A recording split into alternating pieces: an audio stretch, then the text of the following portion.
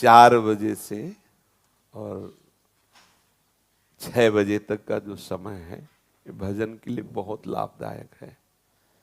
इस समय अगर कोई निद्रा में रहता है तो ब्रह्मचर्य से हीन और कई तरह की मानसिक बीमारियां और शारीरिक अस्वस्थता ये आगे चलकर उसे घेर लेगी। मानसिक बीमारियां, कई तरह से मन डराने लगेगा, कई तरह से मन में ऐसे कुभावनाएं जागृत हो जाएंगी। इसलिए हमारे ब्रह्म ऋषियों ने आज्ञा की है कि 4 बजे से तो उठ ही जाना चाहिए और 4 से 6 के बीच में, मान लो आप 4 से 5 के बीच में सो ही रहे हैं तो आप 5 से 6 के बीच में उठ जाइए। 4 से 6 के बीच के समय में आप उठ करके अपनी भागवतिक दिनचर्या करें। भागवतिक दिनचर्या में जैसे अपने लोग राधा वल्लभी हैं तो प्रातः काल उठ करके अपने गुरुजनों का, रसिकों का सुमिरन करें, गुरु मंत्र का जप करें, फिर स्नान आदि करके श्री जी की मंगला, श्री जी को सुंदर पद सुनाना आदि, या अगर उस समय ऐसी भावना है तो 2 घंटे बैठ करके जप करें। मंगल बेला होती है प्रातः कालीन, उस समय शयन तो कभी नहीं करना चाहिए, किसी को भी नहीं करना चाहिए। वो अपने लिए परमार्थ और स्वार्थ दोनों की हानि करने वाला है। 4 से 6 के बीच में।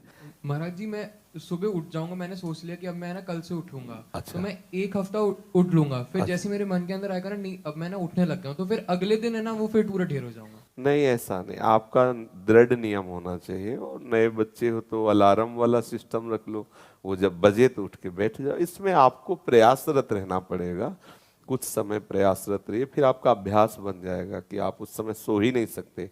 जैसे अभ्यास बन जाए ना तो आप सो ही नहीं सकते, मतलब सो ही नहीं, आपका शरीर राजी ही नहीं होगा बिस्तर में लेटना, वो राजी ही नहीं होगा। तो इसलिए नियम बनाओ और नियम पूर्वक चलो। जब आपको लगे कि आज हम नहीं उठ पाए तो उस दिन दंड स्वीकार करो, व्रत रह जाओ कि आज समय से उठे नहीं इसलिए आज भोजन नहीं, उपवास कर लो। ठीक है, देखो ठीक हो जाओगे। जिस दिन 4 बजे जो भी आप नियम रखो एक पक्का रखो, और जिस दिन प्रमादवश ना उठो उस दिन बस उपवास कर लो, एक बार थोड़ा फल पा लो, जो कुछ बस रहने दो। तो मनीराम ठीक होने लगेंगे। भैया अगर ऐसा हुआ तो फिर तो इसलिए वो सोचेगा घंटा भर की बात, जल्दी उठ जाओ तो चक पाले को मिलेगा। ठीक है, आप ऐसा करो।